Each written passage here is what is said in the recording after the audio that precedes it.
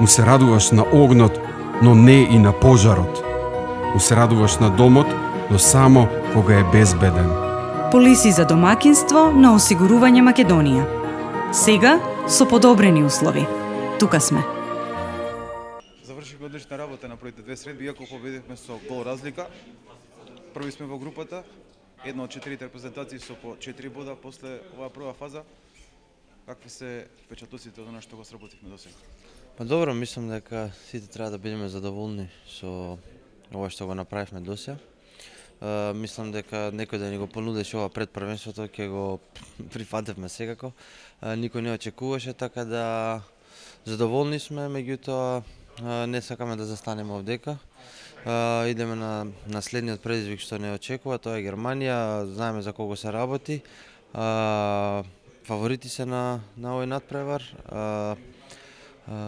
Златните од проследното европско првенство, така да ќе биде голем мотив за нас да се надигруваме со нив. Едноставно треба да немаме никаков притисок, едноставно треба да излеземе, да уживаме на теренот и едноставно да даеме све од себе, па ќе видиме што ќе биде. Словенија покажа дека Германија е ранлива. Има некои моменти во играта каде што секако можеме да најдеме и ние наша шанса.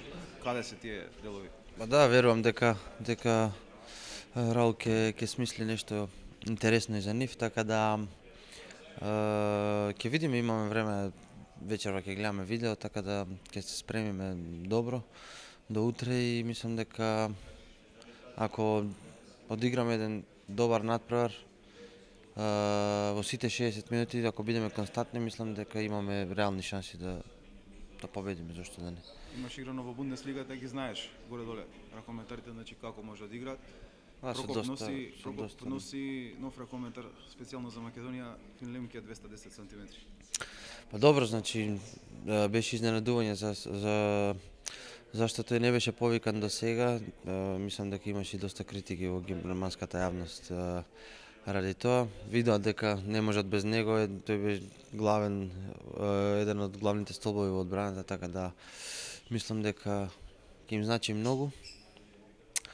Тоа е, ќе се бориме. Како е атмосферата сега пред овој дел? Па супер, мислам како може да биде, кога победувате се е супер, така да одлична атмосфера, мислам сите се задоволни сега за сега, меѓутоа не смееме да застанеме тука и да се задоволиме со ова. Мора да идеме понатаму и да целиме високо. Фала ти многу, се не убаво. Фала на вас.